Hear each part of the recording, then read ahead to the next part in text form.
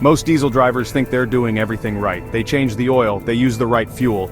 But still, something feels off. Power drops, MPG suffers. The check engine light shows up out of nowhere. The truth? It's not your diesel engine, it's you. Because there are 5 driving habits that are quietly killing diesel engines everywhere. And most owners don't even realize they're doing them. Let's break them down one by one. First, the cold start sprint. You start your engine. It's barely running at 1,000 RPM. But within 20 seconds, you're already accelerating hard, merging into traffic or towing up a hill. This is the fastest way to damage internal components, especially your turbo. Diesel engines run colder and take longer to reach operating temps. The oil is still thick, the combustion chamber hasn't fully expanded, and the turbo hasn't spooled properly. Revving a cold diesel is like forcing an athlete to sprint after getting out of bed. It might look fine, but inside, it's tearing itself apart. Give it at least 60 to 90 seconds. Let the oil pressure stabilize. If it's winter, even longer. That 1 minute of patience can add years to your engine's life. Second, cutting power.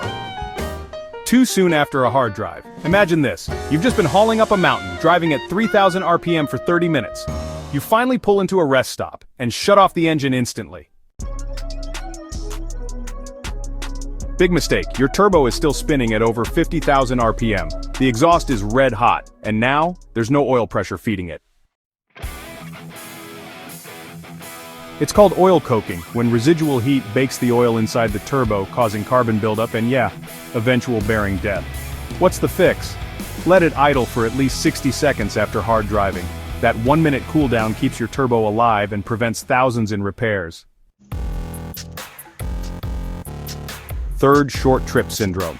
Diesels weren't built for 3-minute grocery runs or city traffic. Every time you start your engine and shut it down before it reaches full operating temperature, you build up condensation, soot, and unburned fuel. That leads to sludge, poor combustion, and clogged DPFs.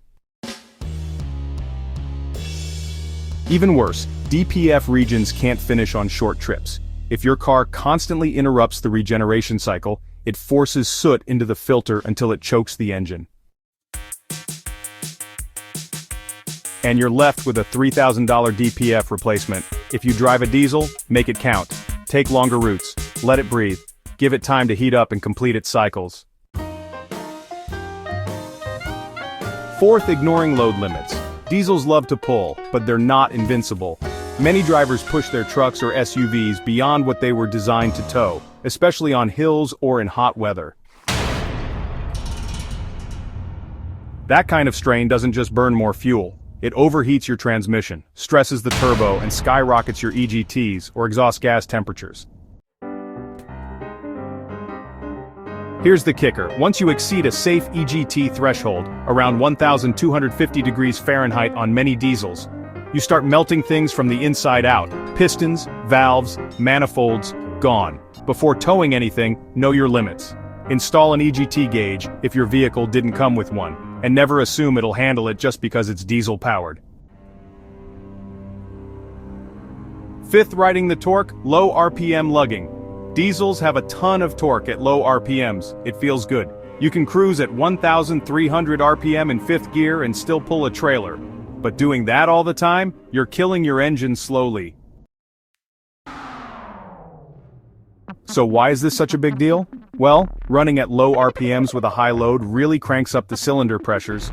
You're putting a ton of stress on the bearings, not giving enough lubrication to the top end, and honestly, you're risking detonation, even if you don't notice it happening. This habit is especially deadly when climbing hills in too high a gear. It feels efficient, but honestly it's the opposite. It overheats internals, stresses the crankshaft, and leads to early failures.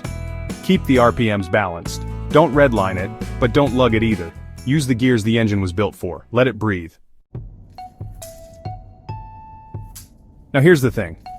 Diesel engines are legendary for their longevity, but they weren't made to survive bad habits. They were built to work, under the right conditions with the right care, and driven with mechanical sympathy. Avoid these 5 silent killers and your diesel won't just survive, it'll thrive.